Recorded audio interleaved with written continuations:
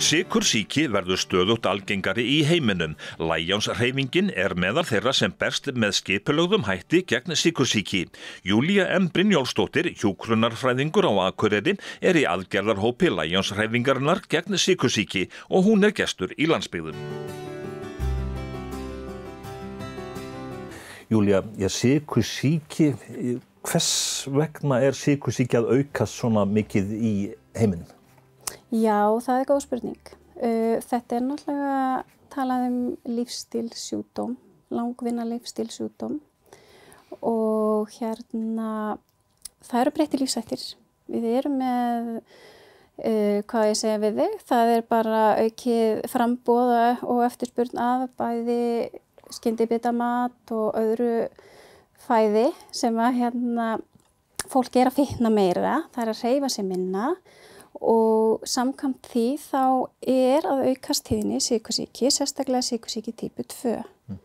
Ef við förum út í hvað sykursýki típu 2 þá það, eins og ég sagði áðan, að við erum að þyngjast og brisið sem aðal framleiðslu kirtillinn fyrir hormóni insulín, hann annaðhvort verður vanhæfur eða starfar frekar hægt, þannig að það verður aukið insulín í blóðinu og það hækkar blóðsykurinn.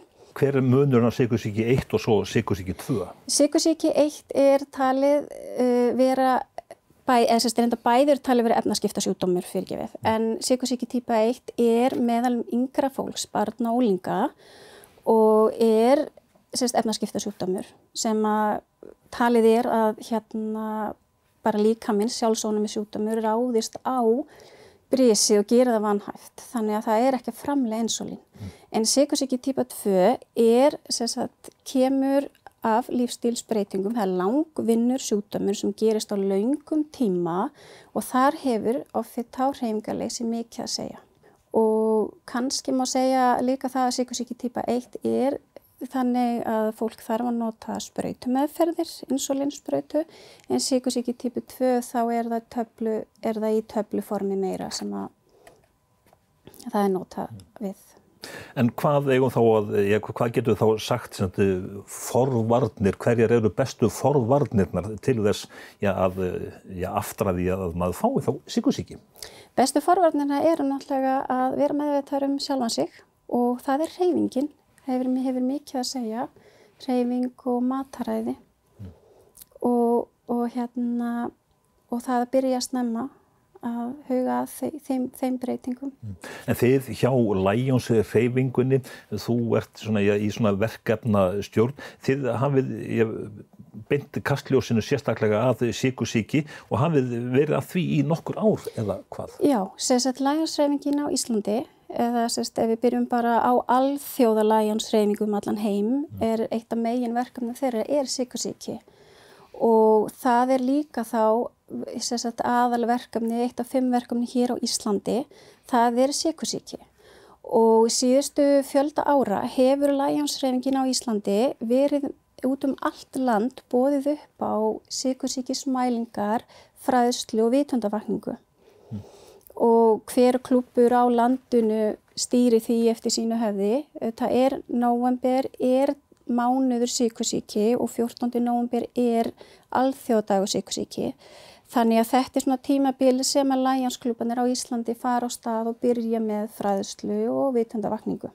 Þannig að þið hafið verið á fullu í síðasta mánuði í þessu verkefni? Já, við höfum verið alveg fullu og við höfum verið að reyna að brainstorma út af stöðunni eins og hún í dag. Út af COVID.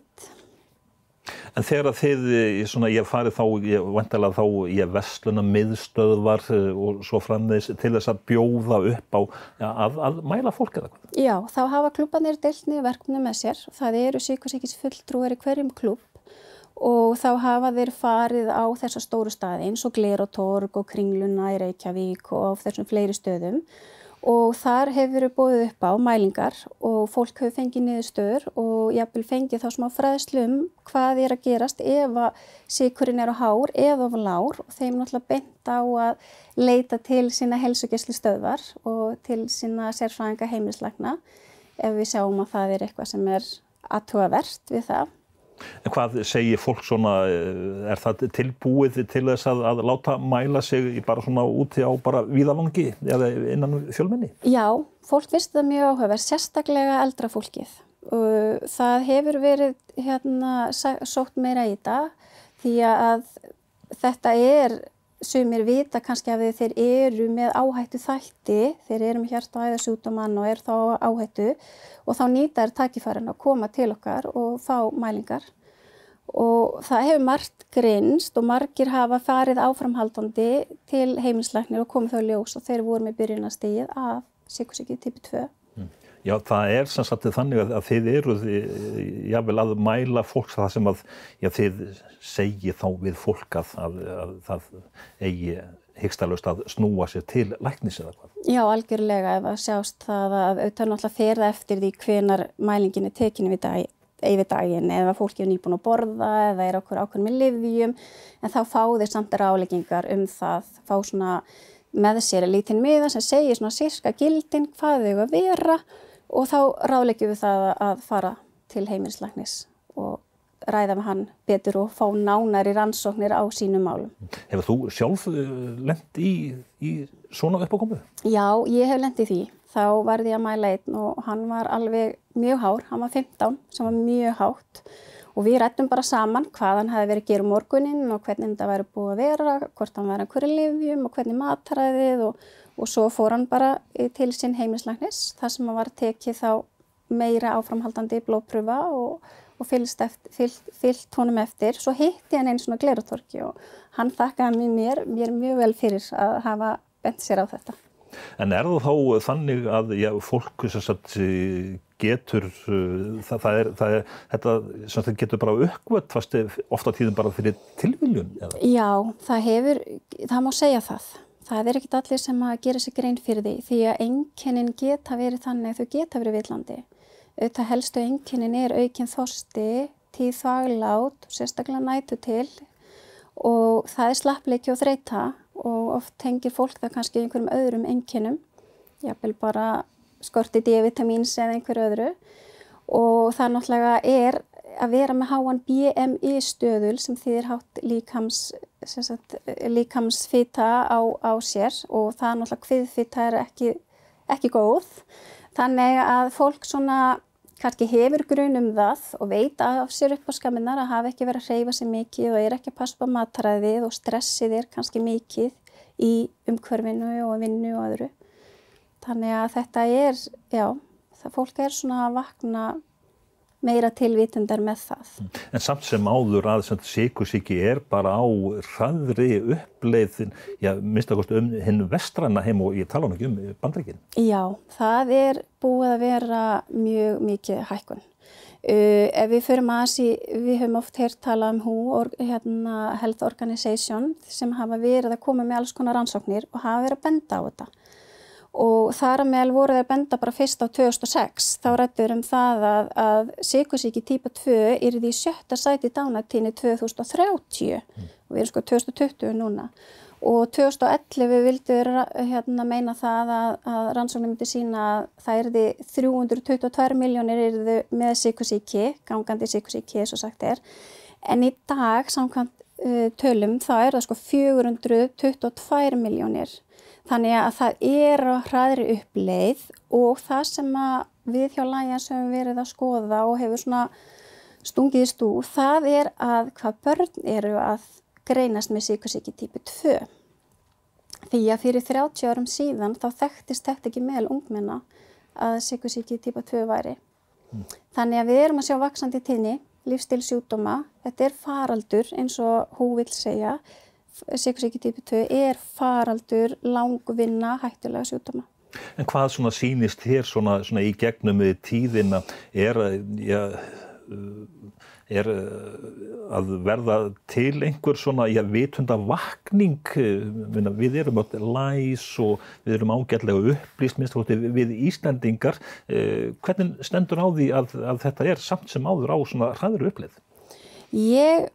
Við náttúrulega erum með alveg rosalega öfluga og flotta sykursýkismóttöku í Reykjavík og Akureyri og við erum með mjög flott fagfólk og sérfræðinga og hjúkrunarfræðinga menntuð í þessu.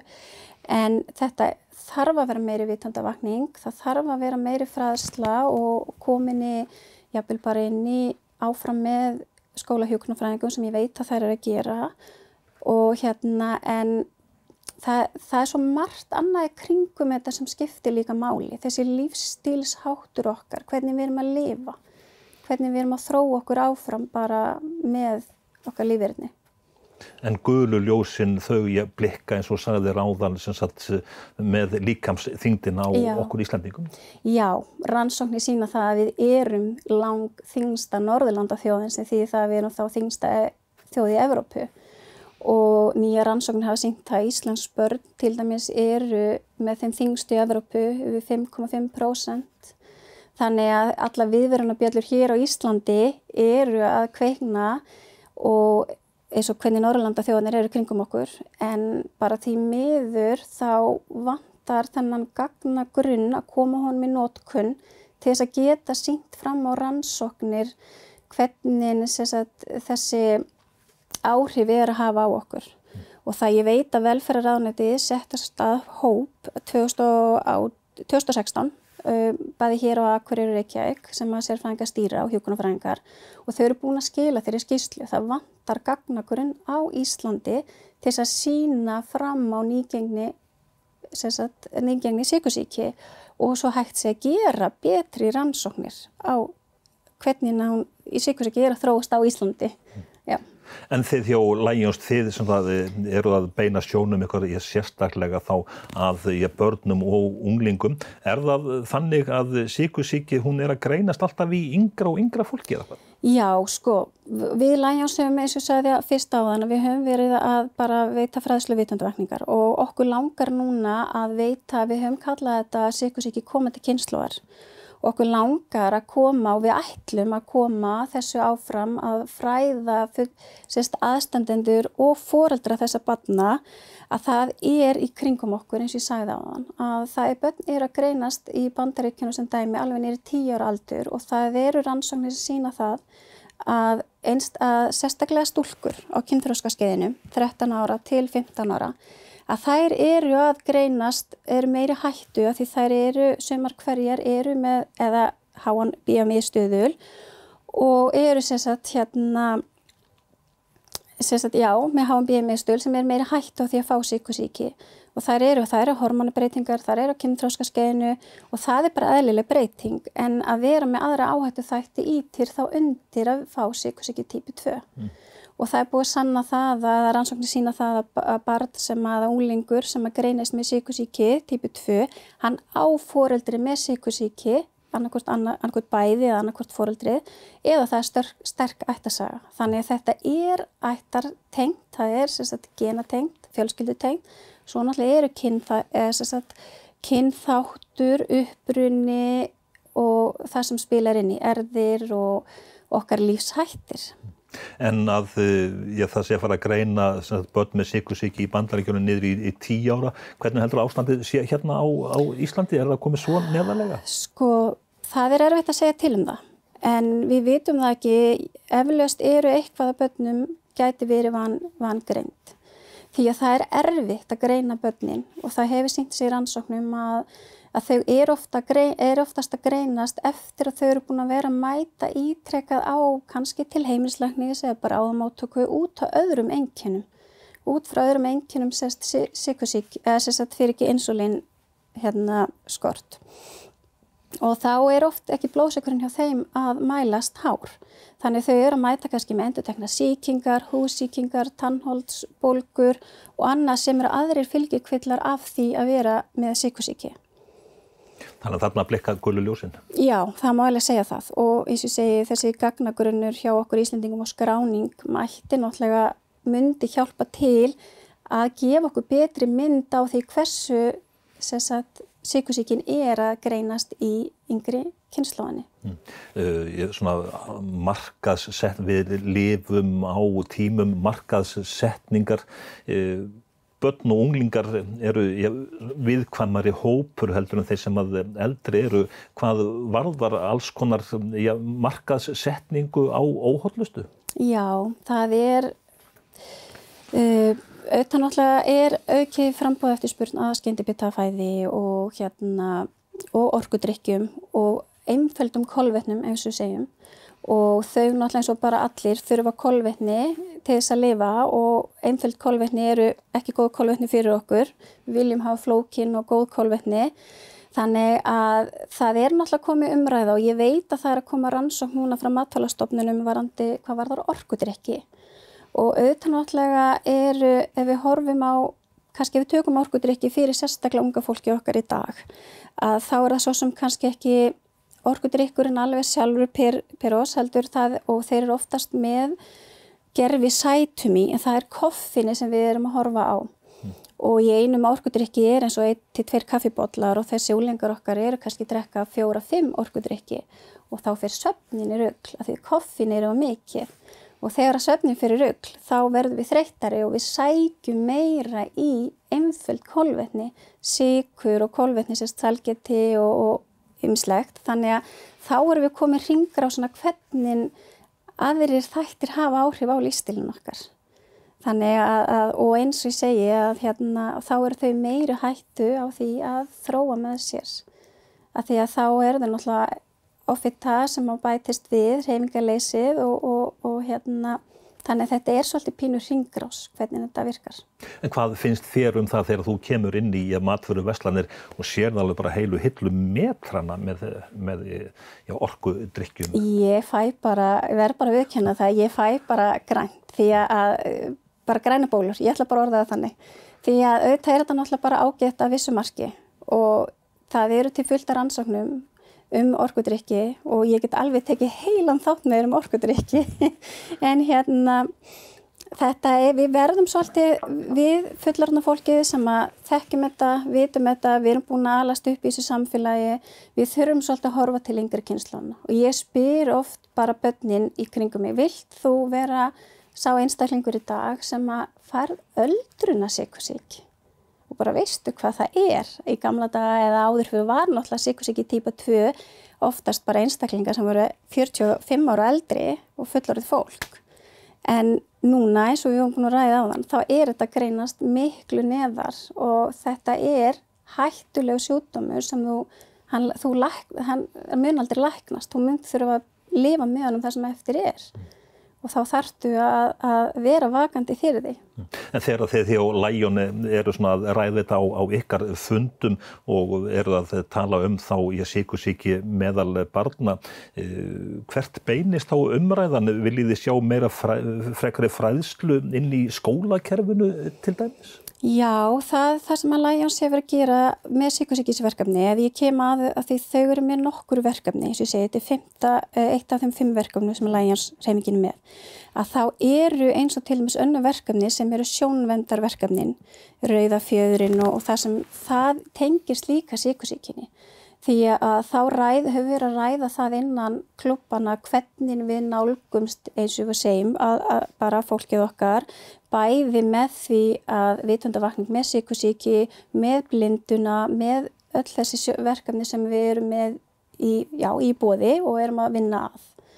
Þannig að þá erum við svona að setja þetta saman og það finnst mér alveg það sem Lions-hreyfingin að gera á Íslandi.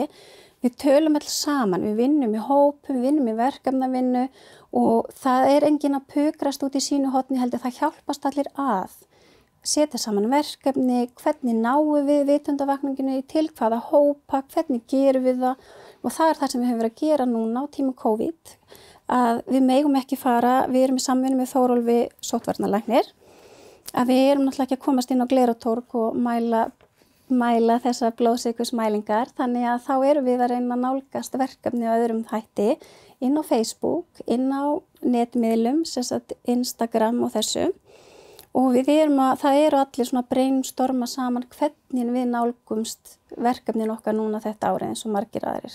Unglingur sem að greinist með sykursýki 15 ára segjum við, hvað bíður hans?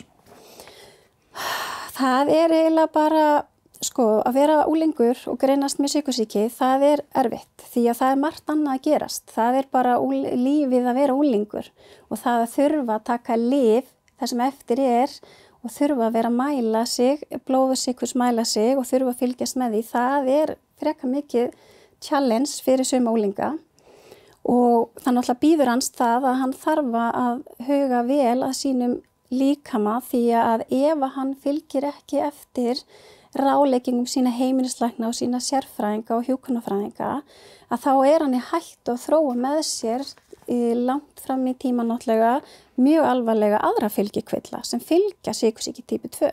Það eru hjarta- og æðasjúkdómar, það nýrna, það blinda og það eru taugaskemmdir, tannholdsbólgur og það ýmislegt sem fylgir því. Þannig að þetta ólæknandi sjúkdómur og þetta mikið challenge að greinast með sykursýki. Þannig að þetta dauðans alvarlega? Þetta það. Þetta sjúkdómur sem ólæknandi. Og það eitt að hugsa til þess að við getum spornað við þessu með því að hreyfa okkur meira og með réttu mataræði og vera til dæmis náttúrulega fá að koma inn á verkefni sem Lions með aðalega verkefni Lions núna, það örkun til vitundar sykursýki. Að þá hafa allir klúbbar á landinu boðið upp á þetta gönguferð einu sinni í viku bara öllum í samfélaginu, það öllum velkomin að koma, ungum sem öllum, til þess að veita vitundavakningu fyrir sykursýki, göngum til vitundar og við vitum það að hreyfing skiptir höfuðmáli fyrir sykursýki típu 2. Og það að hreyfa sig 15 mínútur á dag, það lækkar blóðsykurinn og 60 mínútur á dag, það náttúrulega bara langtíma hæg, 60 mínútur ganga. Þá ertu að horfa til lengri tíma, þannig að bara það sem Lions hefur leggja áherslu á, taktu lyftuna, labbaðu, ekki taka lyftuna fyrirgefið ætla ég að segja, taktu stigann, labbaðu í vinnuna, labbaðu með börnin þín í leikskóla, taktu frekar hjólið, ganga í vinnu, heldur að nota bílinn, þannig við erum að nýta og veita athygli að eitt besta forvitnum sem Lions leggur það hreyfing, göngum, arka til vitundar. En að þetta sé sem sagt sjúkdómur 21. aldarinnar og það sé svona, það það mikil aukning í þessu, en samt sem áður þá ert þú að segja þetta sko að forvarnirnar, þetta nú tiltölulega einfalt. Já, sjúkdómur 21. aldar, manni finnst allt vera einfalt, en þetta stundum erfitt og ekki einfalt fyrir alla. Að hafa sig úti að hreyfa sig og það að geta nýtt sér bara nær umhverfi sitt og eins og ég sagði áðan að þá hægt að sporna við þessu. Heilbrigt mataræði og hreyfing. Það númer 1, 2, 3. Þú ert hjúkrunarfræðingur og þú hefur starfað töluvert með fólki með geðraskanir. Það annar hópur sem að þarf sérstaklega að hugað. Já, það annar hópur og þeir einstaklingar bara einstaklingar með geðraskanir, með andleg vandamál, þunglynd og kvíða. Það erfiðara fyrir þá að koma sér út í nærumhverfið og það erfiðara að takast á við sín veikindi og það eitt að og eins og við komum aftur þá úlingana, þetta bara eins og með þá, þeir eiga erfiðara með að sætta sig kannski við að fá þá sykursýkina af því að þetta ólæknandi sjúkdómur. Þannig að þetta því miður, þá hef ég alveg verið með einstaklinga með geðraskanir sem hafa greinst með sykursýki típu 2 alveg niður í 15 ára. Það rétt og aðra sem verið að greina 16 og 17 ára. Þannig að það sýnir okkur að það yngri kynslóðin að greinast hér á Íslandi með típu 2. Þannig að sem alvarlegt. Sem alvarlegt. Því að eins og við segjum, þetta 21. aldar lífstíðasjúkdómur, eins og ég nefndum áður, það fyrir 30 árum síðan þekktist þetta ekki að yngri kynslóðin greindist með þessa típu 2. Hvað viljið þið í Lions gera þarf ekki svona bara algjöra vitundarvakningu, miklu sterkari umræðu heldur en verið hefur? Jú, við viljum það. Við viljum koma verkefnum okkar og bara breiða boðskapinn áfram og koma með þessa vitundavakningu og við náttúrulega viljum efla líka félags klúbbana okkar allt land og viljum náttúrulega fá sem flesta bara inn í Lions og gerast bara meðlimi með okkur til þess að taka þátt í þessu samfélagsverkefni því að við náttúrulega öll í samfélaginu þurfum að hjálpa stað eins og bara öllum tímum eins og sérstaklega tímum núna og það alveg eins með sykursýkina. Við þurfum að hafa vitundavakningu, við þurfum að koma sterk inn og við þurfum bara að benda hvort öðru á og hlúa að hvort öðru og veita þessa fræðslu, þekkingu og horfa á hvað að gerast í kringum okkur. En miðað við hvernig þetta allt saman að þróast að þið verðið í þessu átaki næstu árin? Já, við erum það og við ætlum að nýta allt starfsári okkar núna. Við ætlum að halda áfram þó að ég sagði áðan að sykursýki nóvembermánuður sykursýkismánuðurinn en þá ætlum að hafa þetta allt starfsári okkar. Og við ætlum að koma ennþá öflugur inn og veita ná til yngri kynslóðanar og það okkar markmið núna að ná niður og aðeins að efla þau og fræða þau hvað býður þeirra í framtíðinni. Við segjum bara hérna á N4 gangi ykkur vel með þetta ágæta verkefni. Júlía M. Brynjólfsdóttir, þakka þér fyrir komuna. Já, takk hérlega fyrir mig.